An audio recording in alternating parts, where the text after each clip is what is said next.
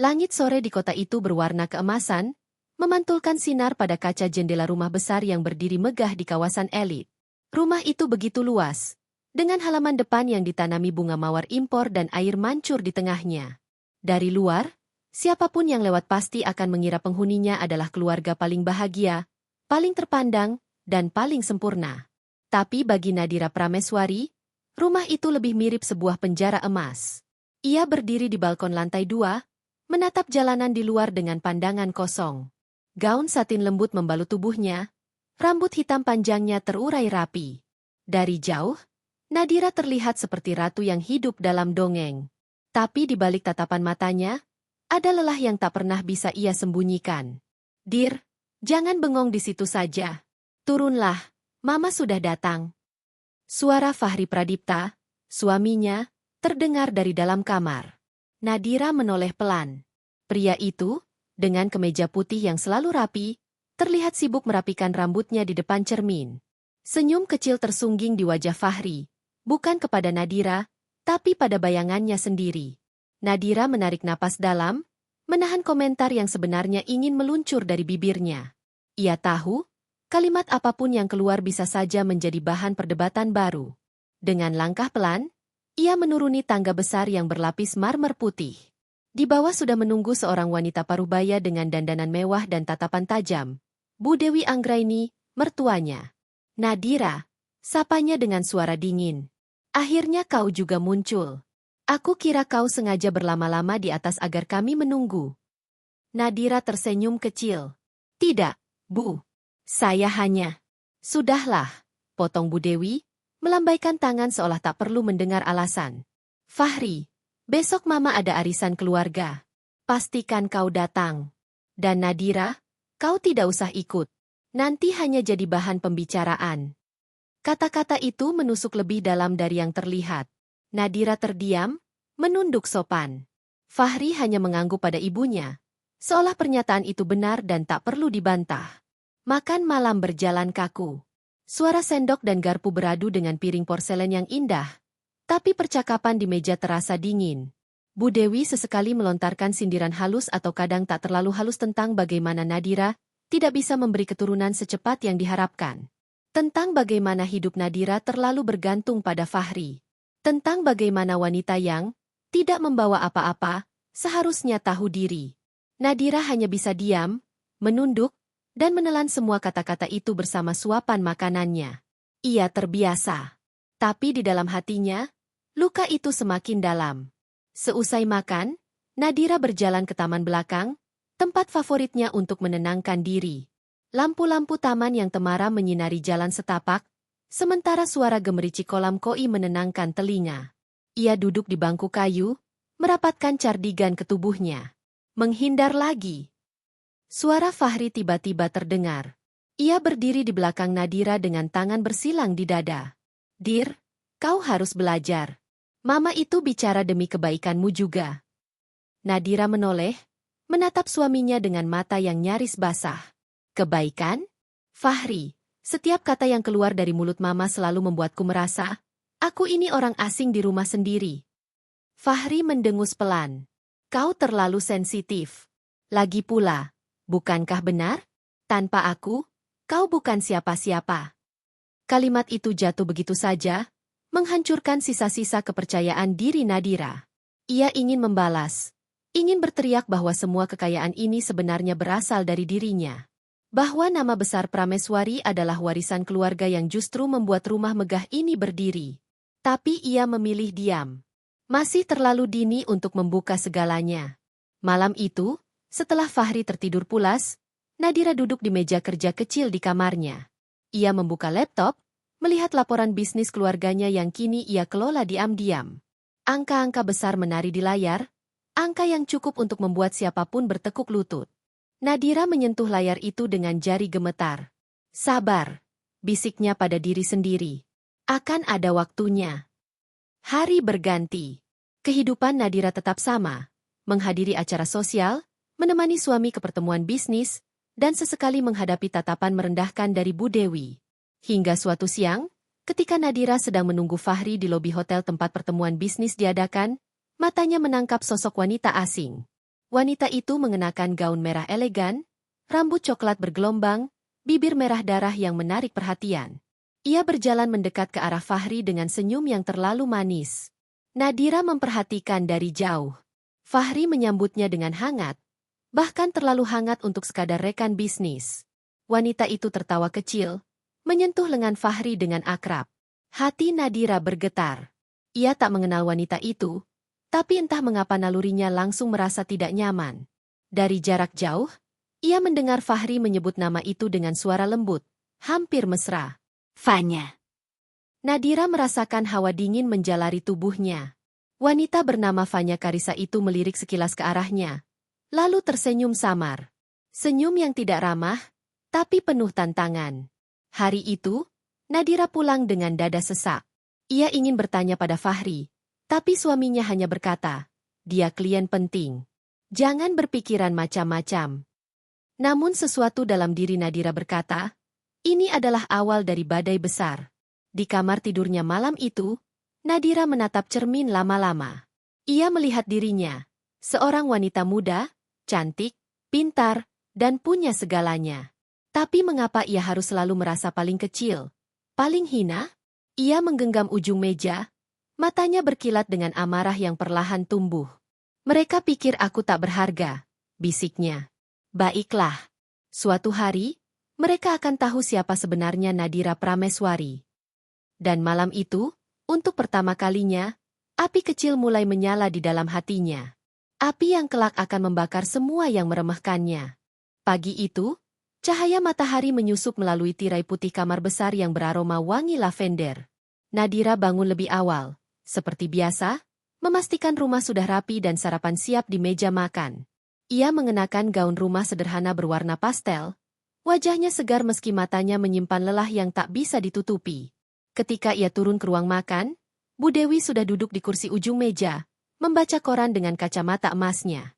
Tanpa menoleh, suara sinis itu langsung terdengar. Akhirnya kau muncul juga. Kupikir menantu model sepertimu memang hanya tahu tidur dan berdandan. Nadira menghela napas pelan, menaruh piring berisi roti dan selai di hadapan mertuanya. Sarapan sudah siap, Bu. Bu Dewi menutup koran, menatapnya dari ujung rambut hingga ujung kaki. Tatapan itu selalu membuat Nadira merasa ditelanjangi. Sarapan roti saja? Tidak ada bubur ayam? Atau nasi uduk? Kasihan sekali Fahri kalau harus makan seperti orang bule begini tiap pagi. Belum sempat Nadira menjawab, suara langkah terdengar dari tangga. Fahri turun dengan jas rapi, menyemprotkan parfum mewahnya. Ia mendekati meja makan, melirik sekilas roti di atas piring. Benar kata Mama. Kau tahu kan aku tak terlalu suka roti? Ucapnya. Lalu mengambil selembar koran dan duduk di kursi seberang. Nadira terdiam. Seringkali ia merasa tak pernah benar di mata mereka, apapun yang ia lakukan. Ia bisa menyiapkan menu apapun, tapi tetap saja ada yang salah. Bu Dewi tersenyum tipis, puas melihat Nadira bungkam. Lihat, Nadira. Perempuan itu harus pandai melayani suaminya. Kalau tidak, jangan salahkan kalau suami mencari yang lain. Kalimat itu menusuk Nadira lebih dalam daripada sembilu. Ia mencoba menahan air mata, hanya menunduk dan meremas tangannya di bawah meja. Fahri tak berkata apa-apa, hanya melanjutkan sarapannya dengan wajah datar. Setelah sarapan, Fahri buru-buru pamit pergi. Katanya ada rapat dengan klien penting di hotel. Nadira hanya mengangguk, padahal hatinya penuh tanda tanya. Ia teringat sosok Fanya Karisa beberapa hari lalu. Wanita itu meninggalkan kesan terlalu dalam untuk bisa diabaikan. Sore harinya, Nadira memberanikan diri pergi ke butik langganannya. Ia ingin setidaknya membeli sesuatu untuk menghibur hati. Namun ketika ia berjalan keluar dari butik dengan kantong belanjaan di tangan, langkahnya terhenti. Di seberang jalan, ia melihat Fahri. Suaminya berdiri dengan seseorang. Dan seseorang itu adalah Fanya Karisa. Fanya mengenakan gaun krem elegan, rambut coklatnya terurai indah, dan senyum di bibirnya begitu menawan. Nadira hanya bisa mematung, melihat suaminya berbicara akrab dengan wanita itu. Fahri menunduk sedikit, memperhatikan wajah Fanya dengan intensitas yang selama ini jarang ia berikan pada Nadira. Nadira tercekat. Jantungnya berdetak lebih cepat, Tangannya gemetar memegang kantong belanja. Ia ingin mendekat, ingin bertanya langsung, tapi tubuhnya seperti terkunci di tempat. Sementara itu, Fanya melirik sekilas ke arahnya. Tatapan itu singkat, tapi penuh arti. Senyum kecil muncul di sudut bibirnya, seolah mengatakan, "Lihat, ini wilayahku sekarang." Nadira buru-buru berbalik, berjalan cepat menuju mobilnya.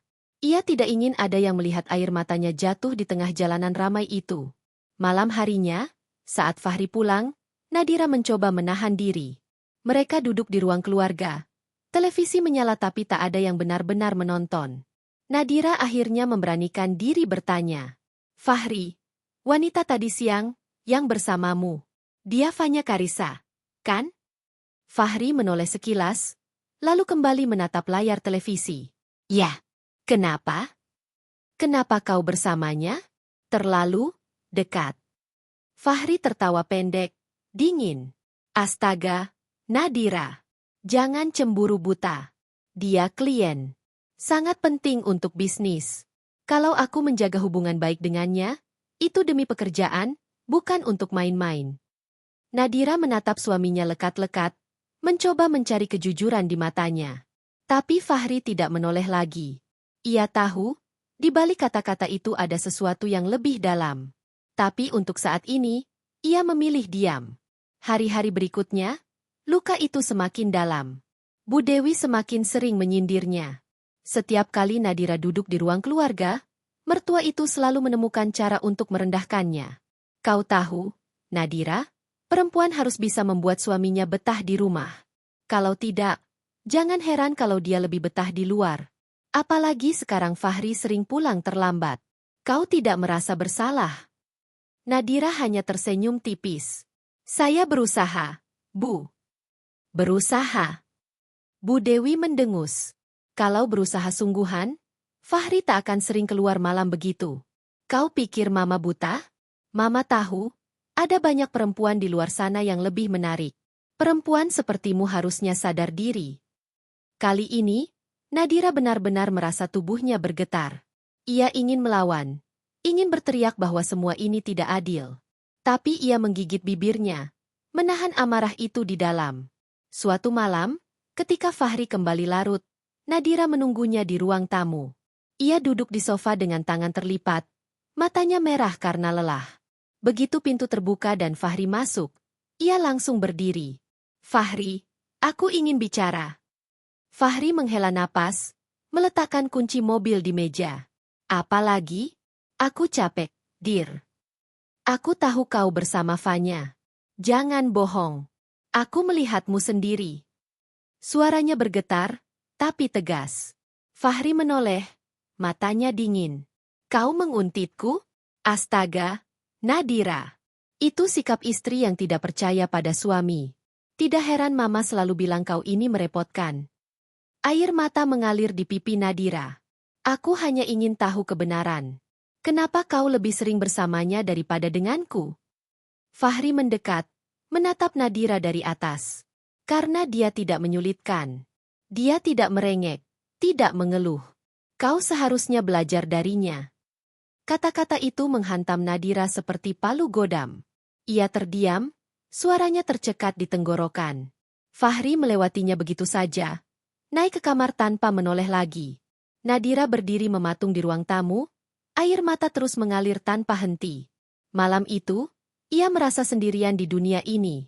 Tidak ada yang memihaknya. Tidak suaminya, tidak mertuanya. Bahkan harga dirinya terasa semakin terkikis.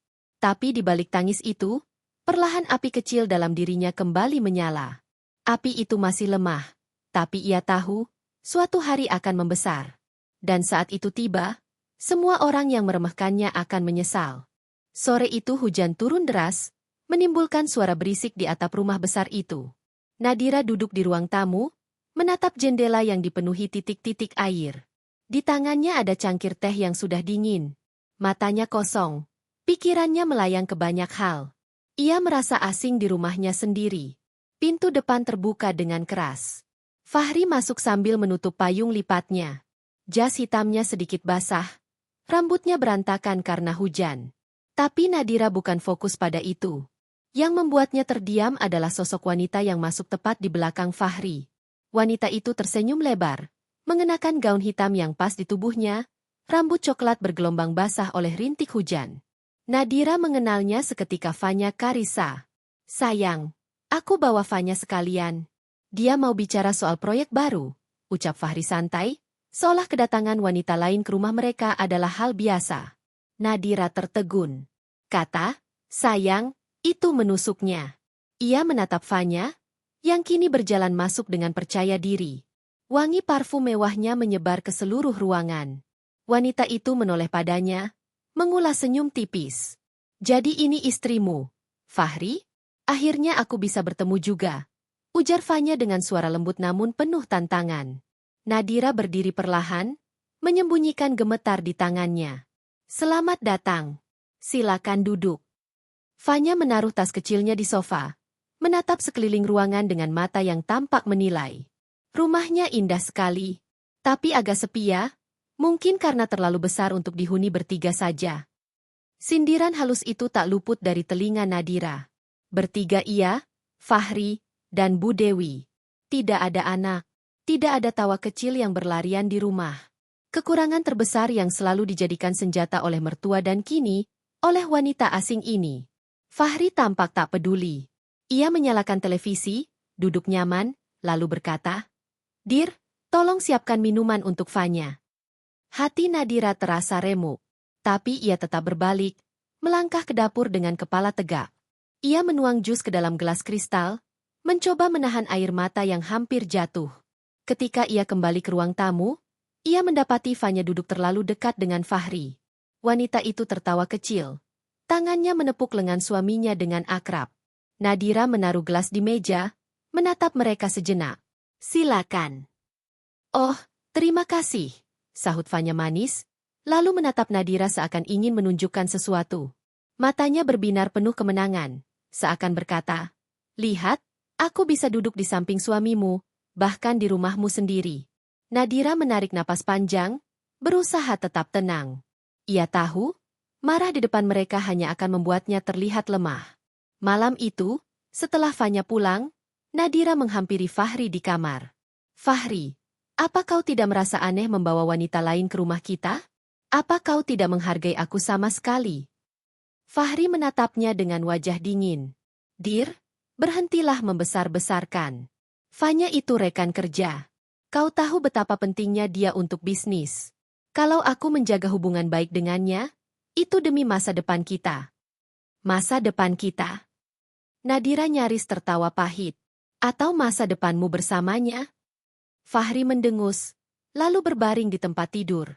"Kau benar-benar tidak tahu diri. Bukannya mendukung, malah curiga terus. Aku lelah, Dir. Kalau kau terus begini, jangan salahkan aku kalau mencari kebahagiaan di luar." Kata-kata itu membuat dada Nadira sesak. Ia ingin berteriak, ingin mengungkapkan semua hal yang selama ini ia pendam, bahwa semua kekayaan ini bukan milik Fahri, bukan milik Bu Dewi, tapi miliknya. Namun ia menahan diri. Belum saatnya. Hari-hari berikutnya, kehadiran Fanya semakin sering. Ia muncul di restoran tempat Fahri biasa makan siang, hadir di acara keluarga dengan alasan klien. Bahkan sesekali menelepon rumah saat Nadira yang mengangkat. Suaranya manis, tapi penuh sindiran. "Halo, ini rumah Fahri? Oh, kau istrinya ya? Maaf, aku kira dia yang akan angkat. Aku hanya mau mengingatkan soal janji makan malam kami." Nadira menggenggam gagang telepon erat-erat, hampir melemparkannya. Tapi ia menahan diri. "Fahri sedang tidak di rumah." "Saya akan sampaikan," jawabnya dingin. Tawa kecil terdengar dari seberang. "Terima kasih ya. Kau istri yang baik sekali. Sampai-sampai membiarkan suamimu makan malam denganku." Klik. Sambungan terputus. Nadira terdiam, tubuhnya gemetar. Ia menatap bayangannya di cermin ruang tamu, seorang wanita muda dengan wajah cantik, tapi matanya dipenuhi luka. Suatu malam, Bu Dewi kembali menyudutkannya. Mereka duduk di meja makan, hanya bertiga. "Nadira, Mama dengar Fahri makin sukses belakangan ini. Tentu saja, itu karena dia pintar memilih rekan kerja. Si Fanya itu perempuan cerdas, cantik, dan tahu bagaimana membuat pria betah. Kau seharusnya belajar darinya. Nadira menoleh perlahan, menatap mertuanya. Bu, apakah ibu sengaja ingin melihat aku hancur? Bu Dewi tersenyum tipis, mengaduk supnya. Oh, jangan baper. Mama hanya bicara apa adanya. Kalau kau tidak bisa membuat Fahri bahagia, mungkin orang lain bisa. Fahri tidak membela. Ia hanya makan dengan wajah datar, seolah kata-kata itu masuk akal. Malam itu, Nadira mengurung diri di kamar. Ia menangis, tapi tangisnya tidak lagi selemah dulu. Ada sesuatu yang tumbuh di dalam dirinya, rasa sakit yang berubah menjadi tekad. Ia menatap laptopnya, membuka laporan keuangan bisnis keluarganya. Angka-angka itu menari di layar, mengingatkannya pada siapa dirinya sebenarnya. Aku bukan wanita lemah, bisiknya pada bayangan sendiri di cermin. Aku Nadira Prameswari. Dan aku akan membuat kalian semua menyesal telah merendahkanku. Api itu semakin besar. Fanya Karisa boleh saja berlenggak-lenggok, Bu Dewi boleh saja meremehkan, Fahri boleh saja mengkhianati. Tapi Nadira tahu, waktunya akan datang. Dan ketika itu tiba, tak ada yang bisa menghentikannya. Hari itu rumah keluarga besar Pradipta dipenuhi tamu. Ruang tengah yang luas berlapis karpet Persia, lampu kristal berkilauan di langit-langit, dan meja penuh makanan mahal. Acara kumpul keluarga tahunan selalu diadakan dengan meriah. Semua sepupu, paman, dan bibi datang mengenakan pakaian terbaik, membawa cerita dan gosip terbaru. Nadira berjalan masuk bersama Fahri. Ia mengenakan kebaya biru muda dengan payet halus, rambut disanggul elegan, wajahnya cantik meski tersamar lelah. Hatinya penuh kecemasan, sebab ia tahu setiap langkahnya di rumah ini selalu dinilai. Seperti biasa, Bu Dewi sudah berdiri di tengah ruangan, menjadi pusat perhatian. Senyum lebarnya menyambut semua tamu, tapi tatapannya pada Nadira penuh dingin. Ah, akhirnya datang juga.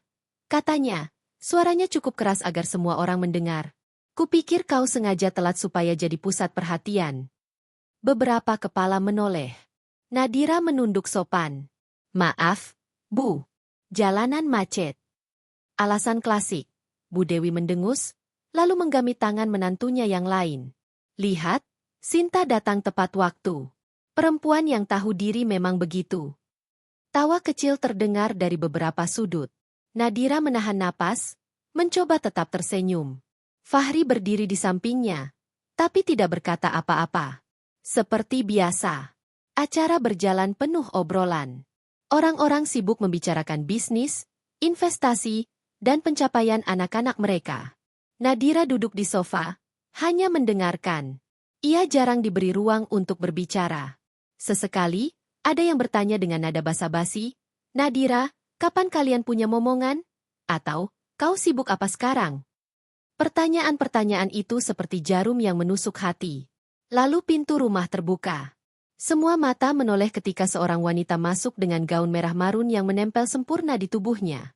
Rambutnya tergerai indah. Bibir merahnya menebar senyum percaya diri. Fanya Karisa. Maaf terlambat. Katanya manis. Ada sedikit urusan sebelum kesini. Suasana ruangan seketika berubah. Beberapa orang berbisik. Beberapa lagi menatap kagum. Fanya berjalan anggun. Dan yang lebih menyakitkan bagi Nadira, Bu Dewi sendiri yang menyambutnya dengan hangat. Fanya. Sayang. Untung kau datang. Semua orang harus kenal. Ini rekan bisnis Fahri yang luar biasa. Perempuan muda yang cerdas dan sukses. Tepuk tangan terdengar dari beberapa sudut. Nadira membeku. Dadanya berdegup keras. Ia tak percaya Bu Dewi begitu terang-terangan memperkenalkan Fanya di hadapan keluarga besar. Fanya tersenyum, menoleh pada Fahri. Aku hanya ingin mendukungmu, Fahri. Bagaimana bisa aku menolak undangan spesial seperti ini? Tatapan Nadira dan Fanya beradu sesaat. Fanya mengulas senyum samar, seperti menusuk dengan pisau tipis. Nadira tahu, itu bukan sekadar senyum ramah, itu pernyataan perang. Acara berlanjut, tapi rasa sakit itu semakin menumpuk. Saat makan malam dimulai, semua orang duduk di meja panjang. Bu Dewi mengambil alih percakapan, seperti biasa. Kalian tahu, aku bersyukur Fahri punya rekan bisnis sehebat Fanya. Tidak hanya cantik, tapi juga pintar. Beda sekali dengan beberapa perempuan yang hanya tahu duduk di rumah dan menghabiskan uang suami. Suasana meja mendadak sunyi. Semua orang tahu siapa yang dimaksud. Nadira merasakan puluhan pasang mata melirik ke arahnya. Wajahnya memanas, matanya berkaca-kaca. Ia mencoba bicara. Bu, saya. Tunggu dulu, Nadira, potong Bu Dewi. Kau jangan salah paham. Mama hanya bicara jujur. Perempuan yang tidak membawa apa-apa ke rumah tangga, apa pantas membanggakan diri? Coba lihat Fanya. Dia bahkan bisa membantu Fahri mengembangkan bisnis keluarga. Fanya tertawa kecil, menutupi mulut dengan sopan. Ah, Bu Dewi terlalu memuji. Saya hanya ingin membantu sebisanya. Nadira menggenggam erat sendok di tangannya. Ia bisa merasakan genggaman logam itu menusuk telapak tangannya, menahan amarah yang mendidih. Tapi sebelum ia sempat membalas, salah satu sepupu Fahri ikut menimpali. Benar juga, Bu. Aku dengar Nadira tidak pernah ikut terlibat di bisnis apapun, ya? Sayang sekali. Kalau aku jadi Fahri, mungkin sudah cari istri kedua. Tawa pecah di meja makan. Nadira hampir tak sanggup bernapas. Matanya berkunang-kunang, seolah seluruh ruangan menertawakan dirinya. Fahri hanya duduk, tidak membela, malah tersenyum tipis seakan menikmati perhatian yang didapat. Hatinya benar-benar hancur. Ia meletakkan sendok perlahan, lalu berdiri dengan tenang. Semua orang menoleh. Permisi. Saya tidak enak badan, ucapnya pelan, lalu meninggalkan meja makan. Ia berjalan melewati lorong rumah. Langkahnya goyah. Air mata mengalir tanpa bisa ditahan. Di belakangnya, suara tawa dan percakapan kembali terdengar, seolah kepergiannya tak berarti apa-apa. Nadira masuk ke kamar tamu lantai atas, menutup pintu rapat-rapat. Ia jatuh terduduk di lantai, memeluk lutut, menangis sejadi-jadinya. Malam itu, luka yang sudah lama ia pendam mencapai puncaknya. Ia dipermalukan di depan keluarga besar, dibandingkan dengan wanita lain, dan dianggap tidak berharga. Tapi di balik tangisan itu, sesuatu dalam dirinya berubah. Air matanya bukan lagi sekadar tanda kelemahan. Ia merasakan panas di dadanya, api yang semakin besar. Ia menatap bayangannya di cermin kamar, wajahnya merah basah air mata, tapi matanya berkilat. Cukup, bisiknya lirih. Aku tidak akan diam lagi. Aku tidak akan biarkan mereka terus menginjakku. Suara musik dan tawa dari bawah rumah terdengar samar. Di antara suara itu, Nadira berjanji pada dirinya sendiri. Suatu hari, ia akan membalikan semua keadaan. Suatu hari, orang-orang yang menertawakan dan merendahkannya malam ini akan berlutut di hadapannya. Dan saat itu tiba, mereka akan mengerti arti sebenarnya dari nama Nadira Prameswari. Hari-hari setelah pertemuan keluarga itu terasa begitu panjang bagi Nadira. Setiap kali ia melewati ruang tamu, seakan masih terdengar gema tawa mereka. Kata-kata pedas Bu Dewi, ejekan sepupu Fahri, dan senyum kemenangan Fanya terus terputar dalam kepalanya seperti rekaman yang tak bisa dimatikan. Fahri sendiri seakan tidak peduli. Ia bertingkah seolah malam itu tidak pernah terjadi. Sepulang dari acara, ia langsung tidur tanpa menoleh pada Nadira yang berdiam di sisi ranjang dengan mata sembab. Pagi-paginya, ia pergi lebih awal, meninggalkan parfum asing yang menempel di jasnya. Nadira mengenal aroma itu. Aroma Fanya. Suatu sore, Nadira mendapat telepon dari salah satu temannya yang kebetulan bekerja di sebuah restoran mewah. "Dir, maaf aku harus bilang ini. Aku lihat Fahri tadi sore di sini. Dia tidak sendirian." Nadira terdiam. Suaranya tercekat, tapi ia memaksa diri bertanya. "Dengan siapa?" "Wanita yang cantik sekali. Rambut coklat panjang, tubuh tinggi, pakai gaun merah. Aku yakin itu Fanya." Jantung Nadira berdetak kencang. Tangannya gemetar saat menutup telepon. Ia tahu, ia harus melihat dengan matanya sendiri. Malam itu, Nadira menyusul ke restoran itu. Ia mengenakan mantel sederhana, rambut digerai menutupi sebagian wajahnya. Langkahnya cepat, meski hatinya ragu. Restoran itu penuh cahaya hangat dan suara musik lembut. Dari pintu masuk, ia sudah bisa melihat Fahri duduk di meja dekat jendela besar, menghadap ke jalan. Di depannya, Fanya. Mereka tertawa, wajah mereka begitu dekat. Fanya mencondongkan tubuh, Jarinya menyentuh punggung tangan Fahri dengan lembut. Dunia seakan berhenti bagi Nadira. Ia berdiri mematung, menatap pemandangan itu. Perutnya mual, matanya panas. Ia ingin berlari, ingin menjerit. Tapi kakinya menolak bergerak. Fanya seakan menyadari tatapan itu. Perlahan ia menoleh, dan mata mereka bertemu. Senyum samar terbit di bibir Fanya, bukan senyum terkejut atau bersalah, melainkan senyum penuh tantangan. Senyum yang berkata, "Lihat, aku mengambil tempatmu." Nadira berbalik cepat, keluar dari restoran dengan napas terengah. Hujan turun deras di luar, membasahi seluruh tubuhnya. Tapi ia tidak peduli. Langkahnya gontai, hatinya seakan hancur berkeping-keping. Ia berjalan tanpa tujuan hingga akhirnya tiba di sebuah taman sepi. Duduk di bangku basah, ia menatap langit gelap yang dipenuhi air hujan. Tangisnya pecah, bercampur dengan rintik hujan di wajahnya. "Kenapa? Tuhan? Apa salahku? Aku sudah mencoba jadi istri yang baik. Aku sudah sabar. Aku sudah diam. Kenapa semua orang menertawakanku? Kenapa suamiku sendiri mengkhianatiku?" Suara isakannya tenggelam di tengah derasnya hujan. Tapi di balik rasa sakit itu, ia merasa ada sesuatu yang menguat dalam dirinya. Tangisnya bukan hanya kesedihan.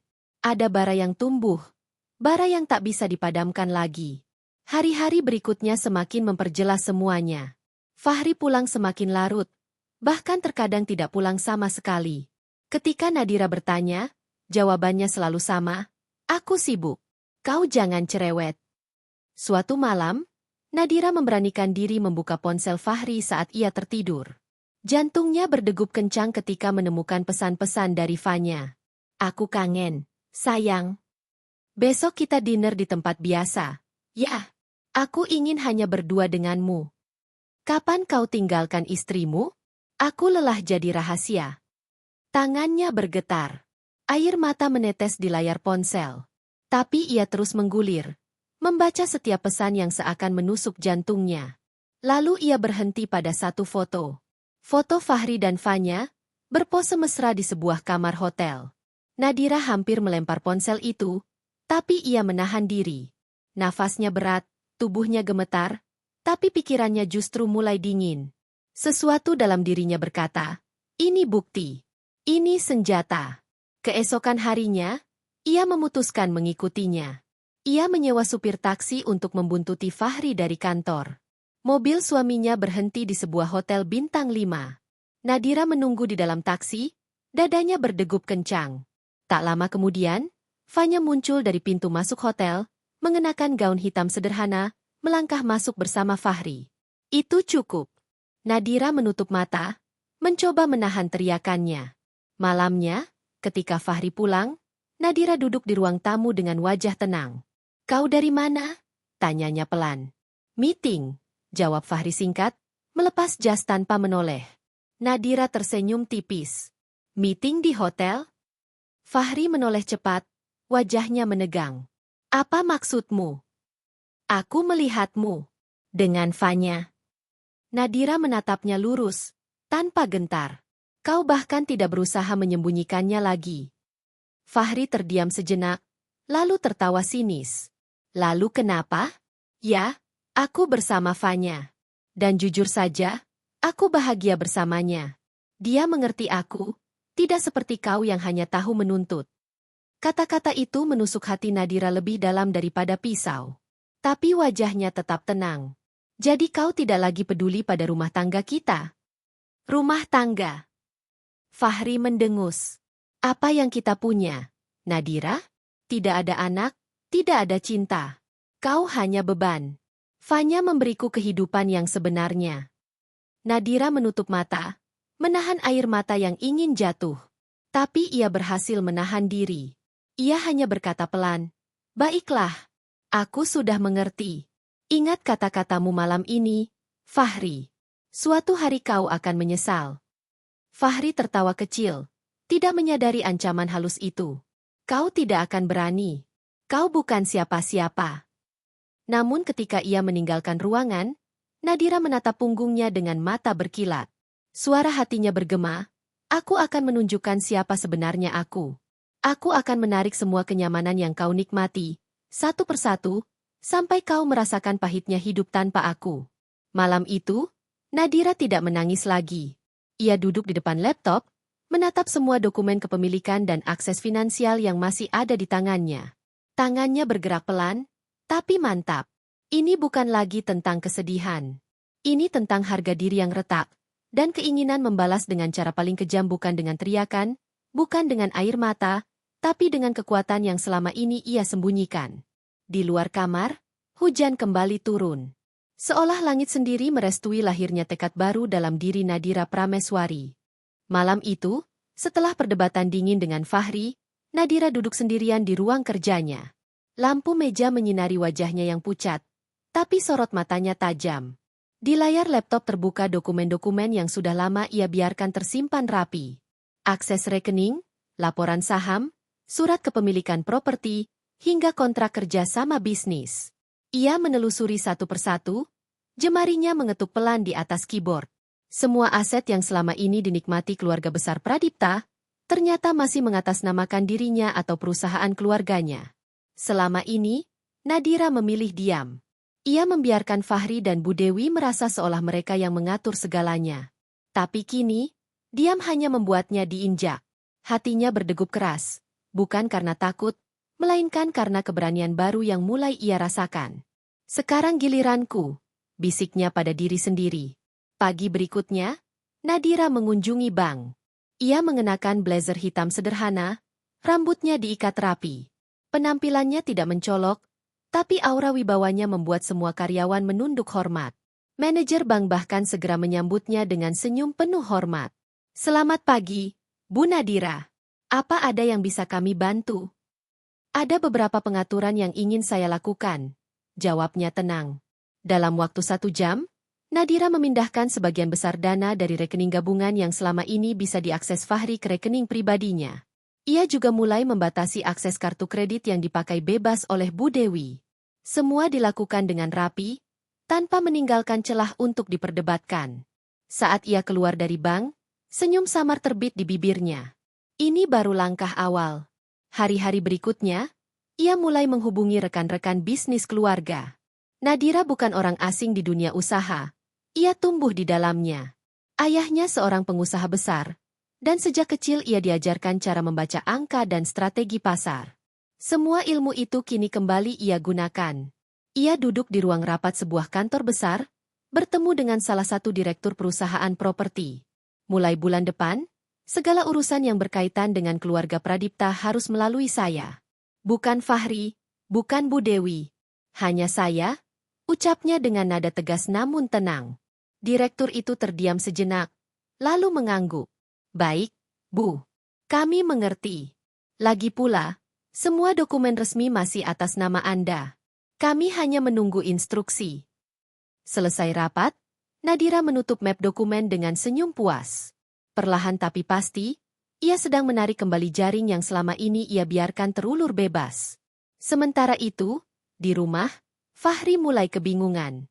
Malam itu ia mencoba menggunakan kartu kreditnya untuk membayar tagihan restoran mewah bersama Fanya. Namun mesin menolak transaksi. "Apa-apaan ini?" gerutunya, menatap kartu yang dikembalikan pelayan. Fanya mengerling manja, tapi suaranya penuh sindiran. "Sayang, jangan bilang kau bangkrut. Masa kita harus aku yang bayar?" Wajah Fahri memerah. Tidak mungkin. Ini pasti kesalahan bank. Tapi jauh di dalam hatinya, kegelisahan mulai muncul. Kejadian serupa terulang. Mobil sport yang biasa ia gunakan mendadak ditarik dealer dengan alasan perpanjangan kontrak sewa dihentikan oleh pemilik utama. Fahri protes, tapi jawaban yang ia dapat dingin, "Maaf, semua pembayaran atas nama Bu Nadira Prameswari." Dan beliau sudah memutuskan untuk tidak melanjutkan. Amarahnya meledak ketika kembali ke rumah. Ia menemukan Nadira duduk tenang di ruang tamu, membaca buku. "Dir, apa kau yang melakukan ini?" Suaranya meledak. "Kartu kreditku diblokir, mobilku ditarik, bahkan apartemen yang biasa kupakai tiba-tiba dikunci. Apa kau gila?" Nadira menutup bukunya perlahan, menatapnya dengan sorot tajam. "Aku hanya mengambil kembali apa yang menjadi milikku." Fahri tertegun, wajahnya merah padam. Kau pikir kau siapa berani mempermainkanku seperti ini? Aku istrimu. Dan aku pemilik semua yang selama ini kau banggakan. Nadira berdiri, suaranya dingin namun penuh kuasa. Tanpa aku, kau tidak punya apa-apa, Fahri.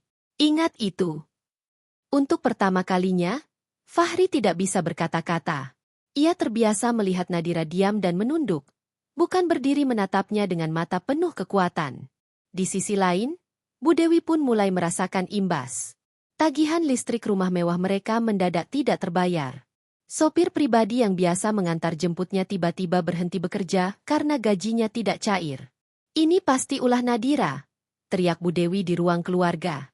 Perempuan itu sudah berani melawan. Kau harus mengendalikannya, Fahri. Tapi Fahri hanya terdiam. Kepalanya dipenuhi masalah. Fanya pun ikut merasakan dampaknya. Undangan makan malam romantis yang biasa ia terima kini tak lagi semewah dulu. Hadiah-hadiah mahal yang sering diberikan Fahri berhenti datang. Suatu malam, Fanya menatap Fahri dengan wajah masam. Sayang, apa yang terjadi? Kau tidak lagi seperti dulu. Aku tidak bisa hidup dengan janji-janji kosong. Fahri mengusap wajahnya, frustrasi. Ini semua ulah Nadira. Dia mengambil semuanya dariku. Fanya menghela napas, lalu tersenyum sinis. Kalau begitu, mungkin sudah waktunya kau memilih. Tinggalkan dia, atau aku yang akan pergi. Ancaman itu menancap dalam di benak Fahri. Tapi ia tahu, meninggalkan Nadira bukan pilihan mudah. Semua aset, semua kenyamanan, semua kekayaan semuanya masih di tangan Nadira. Sementara itu, Nadira semakin mantap. Setiap langkah yang ia ambil bukan hanya untuk membalas sakit hati, tapi juga untuk menunjukkan siapa dirinya sebenarnya. Ia tidak lagi merasa sebagai wanita lemah yang dipermalukan di meja makan. Ia kini seorang ratu yang perlahan menarik tahtanya kembali. Malam itu, ia berdiri di balkon rumah, menatap kota yang gemerlap dengan lampu. Angin malam menerpa wajahnya, membawa ketenangan. Ini baru permulaan, bisiknya lirih. Aku akan membuat mereka semua merasakan pahitnya kehilangan.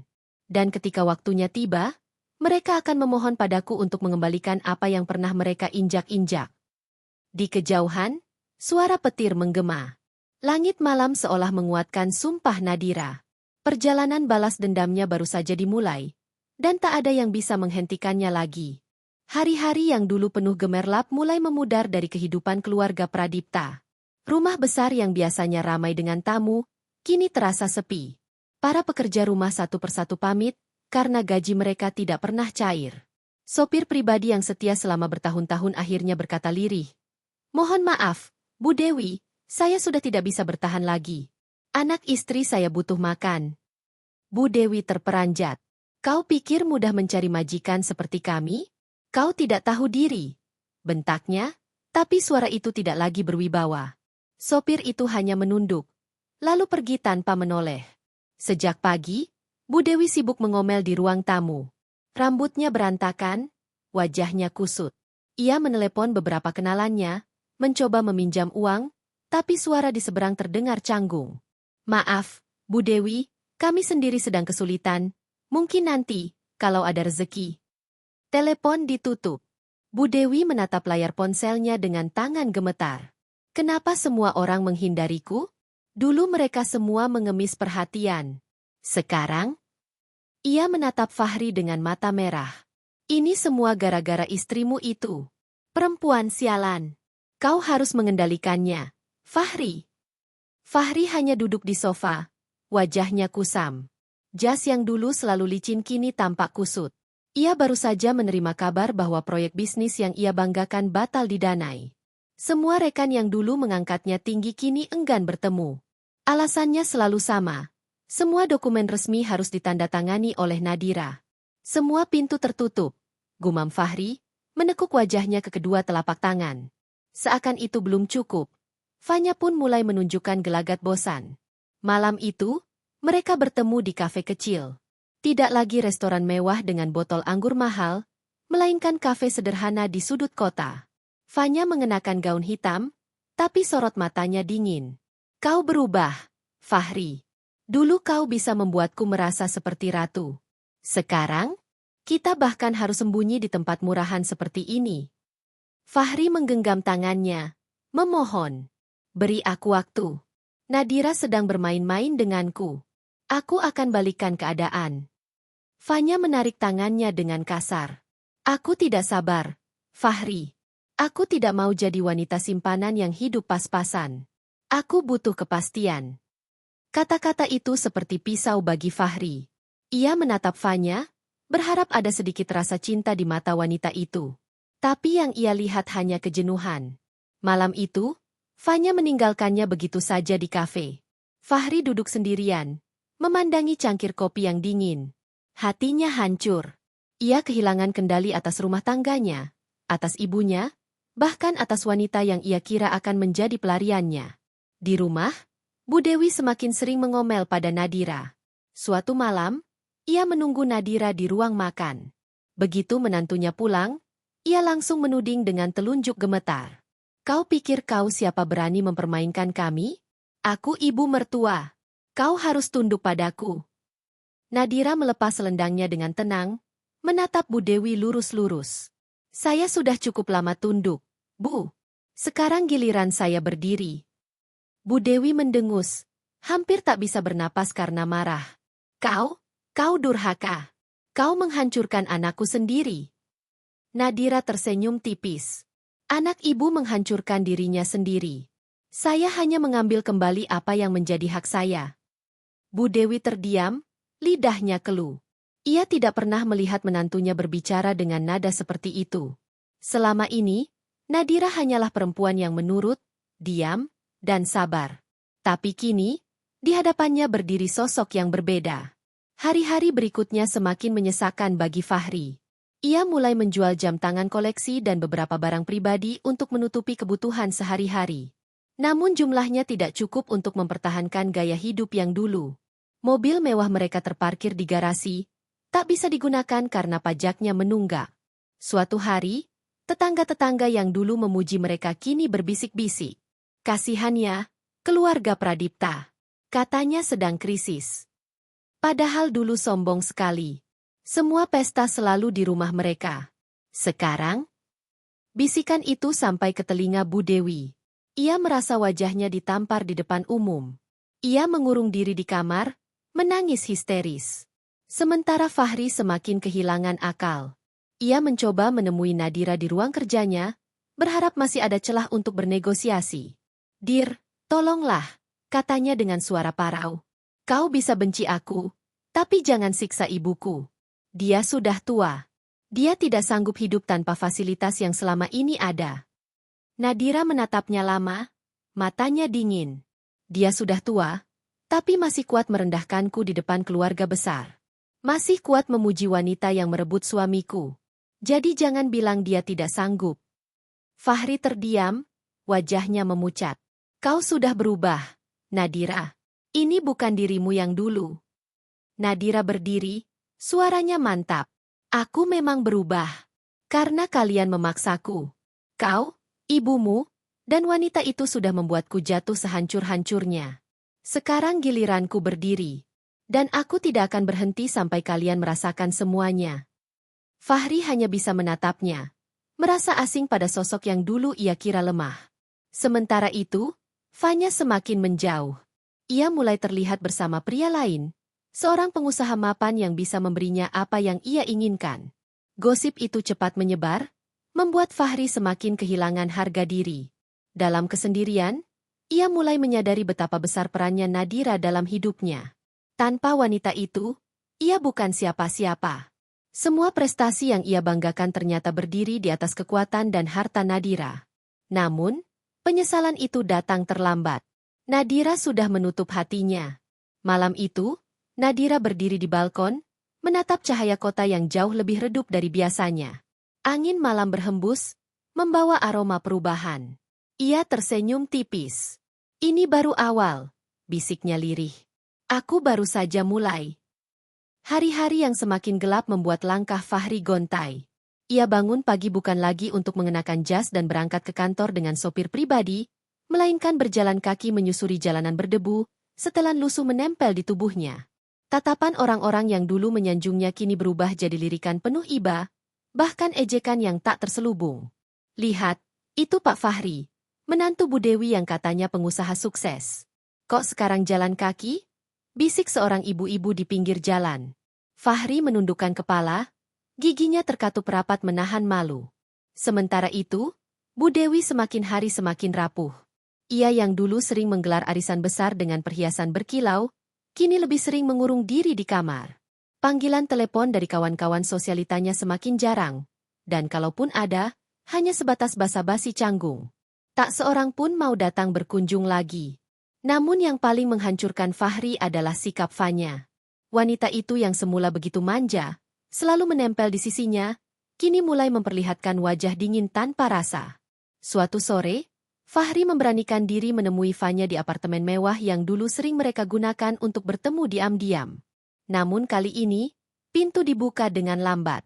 Fanya berdiri di sana dengan gaun satin merah, rambutnya terurai rapi, dan aroma parfum mahal yang menusuk hidung. Fahri, suaranya terdengar hambar, kenapa kau datang tanpa kabar? Aku butuh bicara. Fahri melangkah masuk, menatap sekeliling yang kini tampak berbeda. Bunga segar di meja, botol anggur mahal di rak, dan sebuah kotak hadiah berlabel brand internasional yang jelas bukan dari dirinya. Fanya, suara Fahri tercekat. Kau sudah ada orang lain. Wanita itu hanya tersenyum tipis. Ia duduk di sofa, menyilangkan kaki dengan anggun. Aku tidak bisa menunggu selamanya. Fahri, kau janji padaku akan memberiku kehidupan yang layak. Tapi apa yang terjadi? Kau bahkan tidak bisa membelikan aku makan malam mewah lagi. Aku bukan tipe wanita yang bisa hidup dari janji kosong. Fahri menatapnya dengan mata yang berair. Aku sedang jatuh. Fan. Nadira menarik semua yang aku punya. Tapi aku akan bangkit. Aku akan merebut kembali semuanya. Hanya butuh waktu. Waktu. Fanya memotong, matanya menyipit. Aku sudah memberikanmu waktu berbulan-bulan. Aku tidak mau jadi wanita simpanan yang hidup dalam kesulitan. Aku punya pilihan lain, Fahri. Lelaki lain yang tahu bagaimana memperlakukan aku.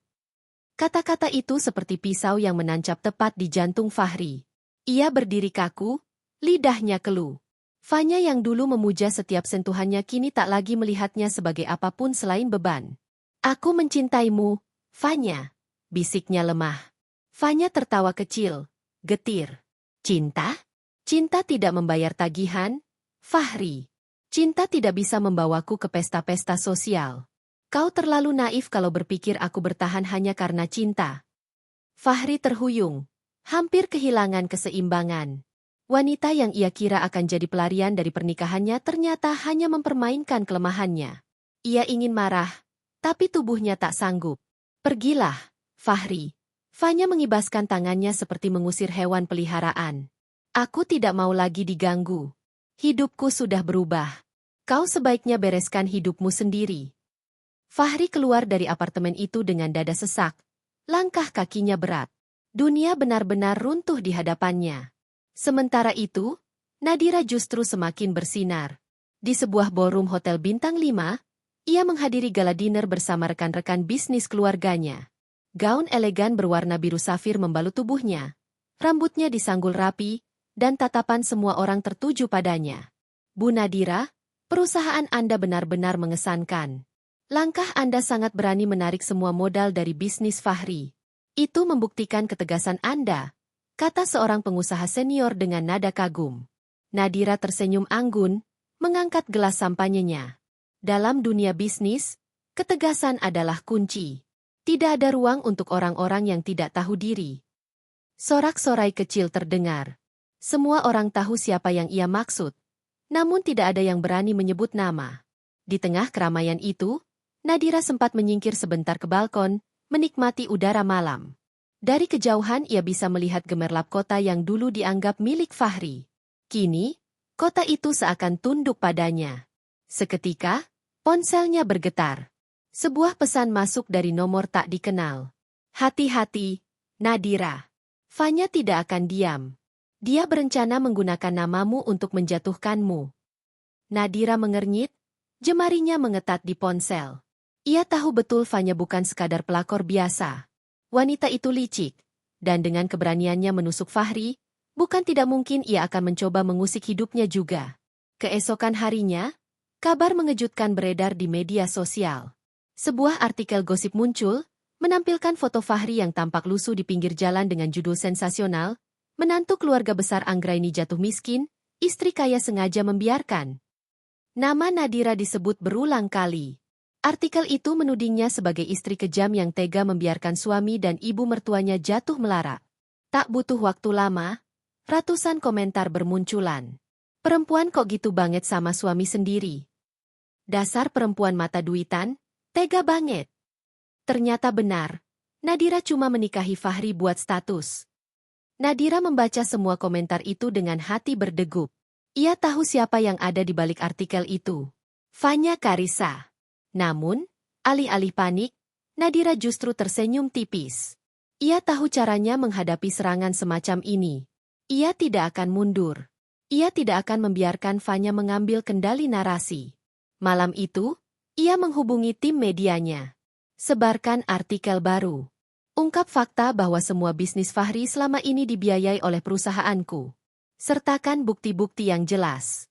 Jangan lupa, tampilkan kebaikan-kebaikan yang sudah kulakukan untuk keluarganya." Tak butuh waktu lama, berita berbalik arah. Publik mulai melihat fakta yang sesungguhnya. Komentar pun berubah. "Wah, ternyata Nadira selama ini yang menopang semua. Salut banget sama dia.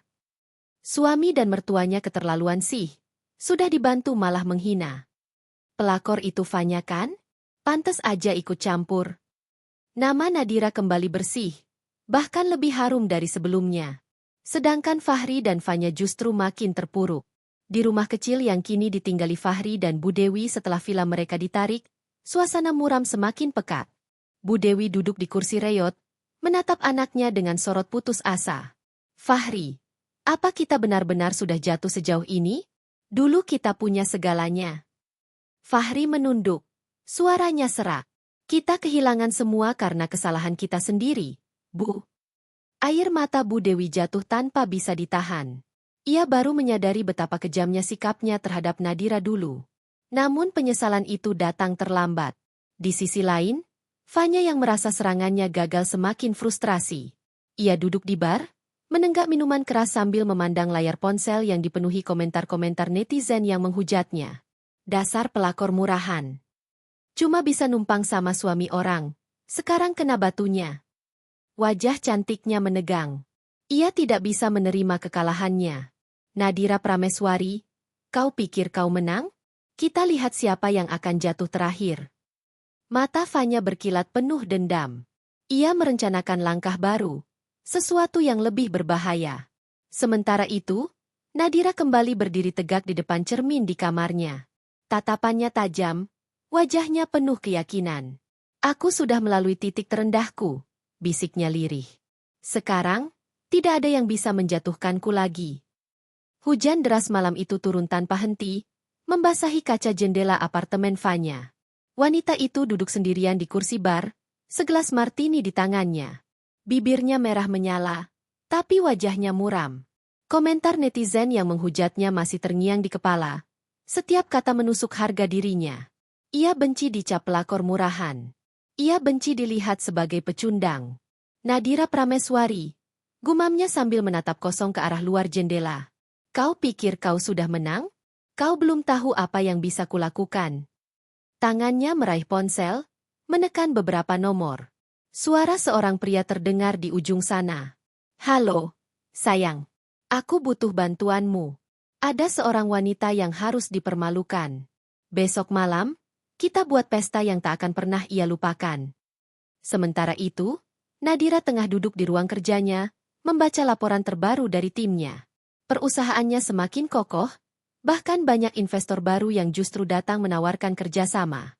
Semua mata kini tertuju padanya sebagai pengusaha muda yang tegas sekaligus visioner. Namun, di balik keberhasilan itu, Nadira tidak pernah lengah. Ia tahu Fanya tidak akan tinggal diam.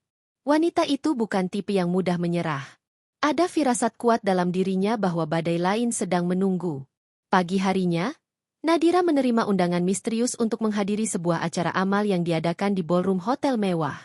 Namanya tercantum sebagai tamu kehormatan, dan ia tahu acara semacam ini penting untuk menjaga citra. Namun begitu tiba di sana, sesuatu terasa janggal.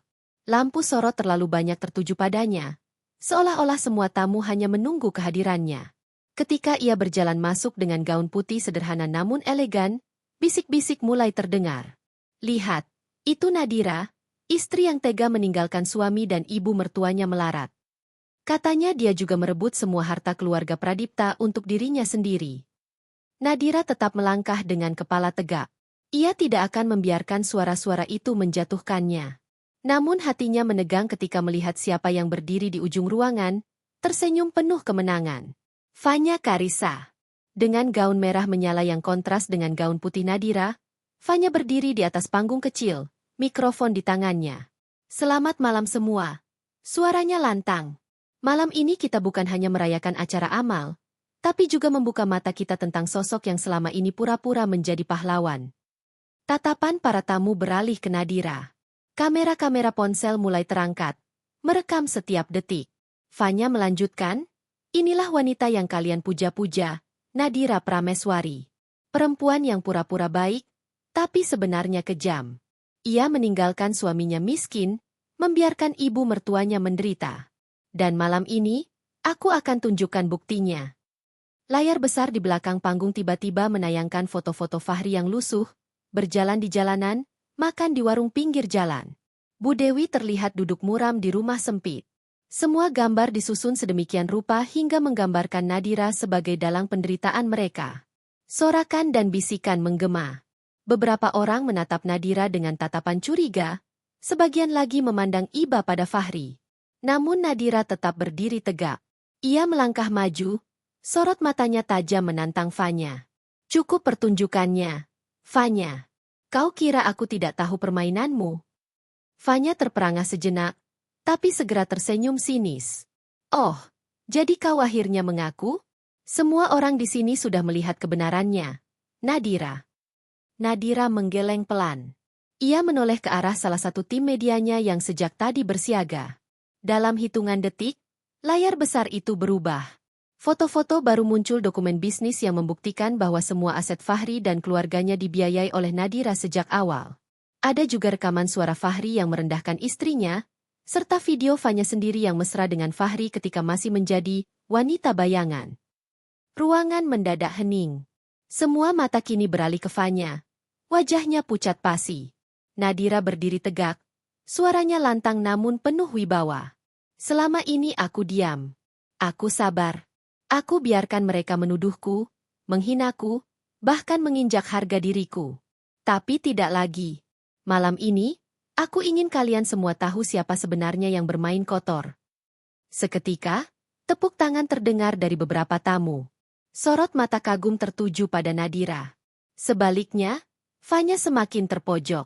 Ia mencoba berbicara, tapi suaranya tercekat. Itu fitnah. Semua dipalsukan. Namun Nadira hanya menatapnya dengan senyum tipis. Kebenaran selalu punya cara untuk muncul ke permukaan. Fanya, kau bisa mencoba menjatuhkanku, tapi kau lupa satu hal. Aku bukan lagi Nadira yang bisa diinjak. Aku Nadira yang berdiri. Lampu sorot kini beralih sepenuhnya padanya. Para tamu mulai berbisik-bisik, tapi kali ini dengan nada kagum. Nama Nadira semakin bersinar, sementara Fanya menjadi bahan cemoohan. Tak tahan dengan semua tatapan, Fanya berlari meninggalkan ruangan. Gaun merahnya berkibar, tapi tidak lagi memancarkan keanggunan, melainkan kehancuran. Fahri yang diam-diam hadir di acara itu hanya bisa menunduk. Ia menyaksikan sendiri bagaimana istrinya, wanita yang dulu ia remehkan, kini berdiri di puncak kehormatan. Ia ingin menghampiri, ingin memohon maaf di depan semua orang, tapi kakinya seolah terpaku. Rasa malu terlalu besar untuk ia hadapi. Nadira berdiri di tengah ruangan, menerima tepuk tangan meriah. Dalam hatinya, ia tahu perjuangan belum selesai. Fanya mungkin kalah malam ini, tapi wanita itu licik dan penuh dendam. Namun satu hal sudah jelas, tidak ada yang bisa meruntuhkan dirinya lagi. Malam itu, setelah semua tamu pergi, Nadira duduk sendirian di balkon hotel, memandang lampu-lampu kota. Angin malam berhembus lembut, membawa rasa lega yang jarang ia rasakan. Ia mengingat masa-masa ketika ia menangis diam-diam, dipermalukan di depan keluarga besar, diremehkan oleh suami, direndahkan mertua, bahkan dijatuhkan oleh wanita lain. Semua itu kini terasa jauh, seakan hanya mimpi buruk yang akhirnya berakhir. Namun jauh di lubuk hatinya, Nadira tahu, cerita ini belum sepenuhnya selesai. Masih ada satu langkah lagi yang harus ia ambil untuk benar-benar menutup semua luka. Dan langkah itu, ia simpan untuk hari yang akan datang. Langit sore itu berwarna kelabu, seakan mengerti betapa berat udara yang mengelilingi keluarga Pradipta. Sebuah reuni keluarga besar diadakan di rumah salah satu kerabat terpandang. Undangan sudah tersebar jauh-jauh hari, dan hampir semua anggota keluarga hadir. Namun, yang menjadi bahan bisik-bisik bukanlah siapa yang datang, melainkan siapa yang akan datang. Semua orang tahu, Nadira Prameswari kini bukan lagi menantu yang dicibir, melainkan pusat perhatian, wanita yang berhasil membalikan semua keadaan. Fahri datang dengan wajah lusuh, mengenakan jas lama yang sudah kehilangan kilau. Di sampingnya, Bu Dewi berjalan tertatih dengan gaun sederhana, tidak lagi penuh permata. Tidak ada sopir, tidak ada iringan mobil mewah. Hanya bayangan masa lalu yang kini tampak menyedihkan. Bisikan-bisikan terdengar begitu jelas. Itu Bu Dewi? Ya ampun, dia tampak jauh berbeda. Kasihan sekali, dulu begitu sombong. Fahri? Bukankah dia dulu selalu pamer proyek bisnis? Sekarang apa? Mereka berjalan menunduk, berusaha menahan rasa malu yang membakar wajah. Dan saat pintu besar itu kembali terbuka, semua kepala menoleh. Nadira masuk dengan langkah anggun, gaun hitam elegan membalut tubuhnya, rambut disanggul rapi, dan kalung berlian berkilau di lehernya. Senyumnya tenang, sorot matanya penuh wibawa. Dia datang, bisik seseorang dengan kagum. Nadira, wanita itu sekarang benar-benar berbeda. Nadira tidak mencari perhatian. Ia hanya berjalan dengan kepala tegak, tapi justru itulah yang membuat semua mata tak bisa lepas darinya. Di sudut ruangan, Fanya muncul dengan wajah muram. Ia tidak lagi ditemani pria kaya baru, tidak lagi mengenakan gaun yang memukau. Gaun yang ia kenakan tampak glamor di permukaan, tapi semua orang tahu, kilau itu palsu. Reputasinya hancur setelah malam memalukan di acara amal. Acara berlangsung kaku hingga tiba saatnya perwakilan keluarga memberikan sambutan. Seorang paman yang dituakan berdiri, menyebut nama Nadira dengan bangga. Kita semua tahu, beberapa tahun terakhir banyak gejolak dalam keluarga ini. Ada fitnah, ada pertengkaran, ada yang jatuh, ada yang bangkit. Tapi malam ini, kita patut memberikan penghormatan pada seseorang yang telah membuktikan dirinya bukan hanya istri, bukan hanya menantu, tapi juga wanita tangguh yang mengangkat nama keluarga besar kita. Mari kita sambut Nadira Prameswari. Tepuk tangan bergemuruh. Semua orang berdiri, bertepuk tangan dengan penuh hormat. Nadira melangkah maju, suaranya mantap namun bening. Terima kasih, katanya singkat. Aku berdiri di sini bukan karena perjalanan yang mudah. Aku pernah jatuh, pernah dihina, pernah diremehkan. Tapi aku belajar satu hal, tidak ada yang bisa menjatuhkanmu selama kau berdiri di atas kebenaran. Sorot matanya beralih ke arah Fahri, Bu Dewi, dan Fanya yang duduk di pojok ruangan. Semua orang mengikuti tatapannya.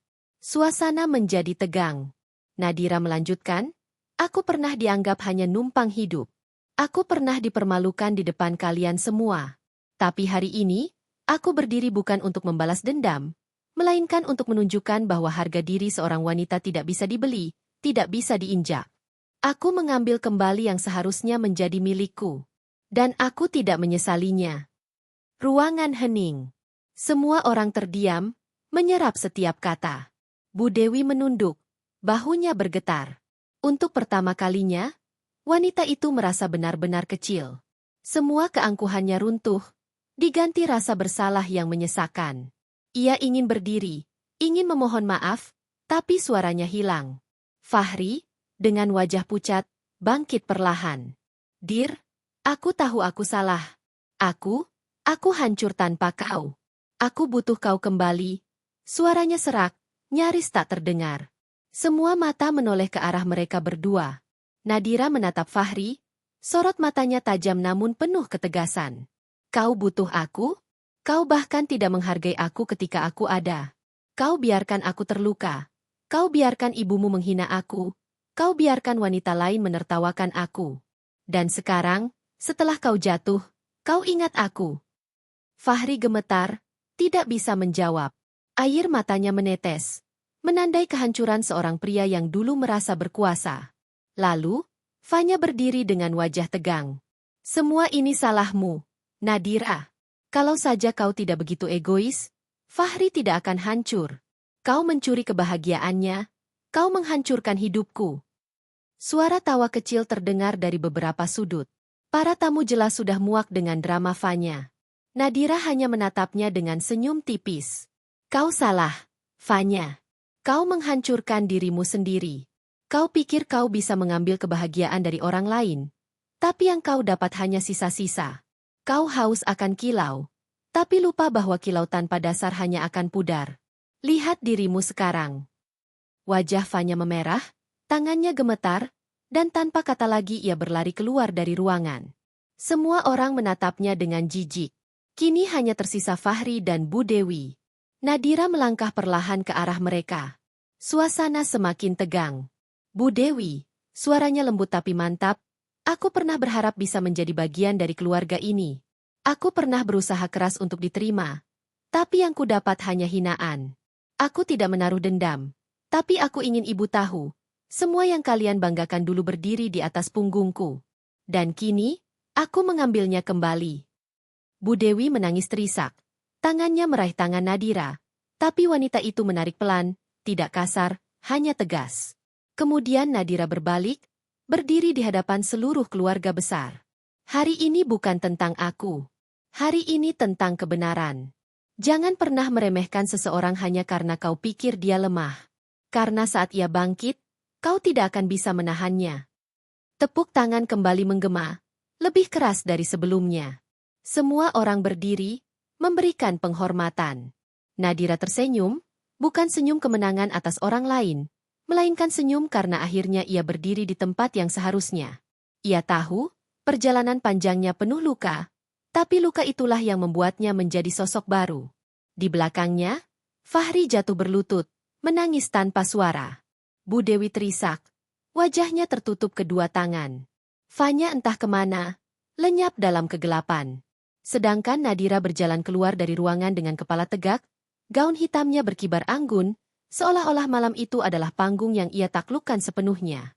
Dan di luar, di bawah langit yang perlahan cerah setelah hujan, Nadira menatap bintang-bintang yang muncul satu persatu.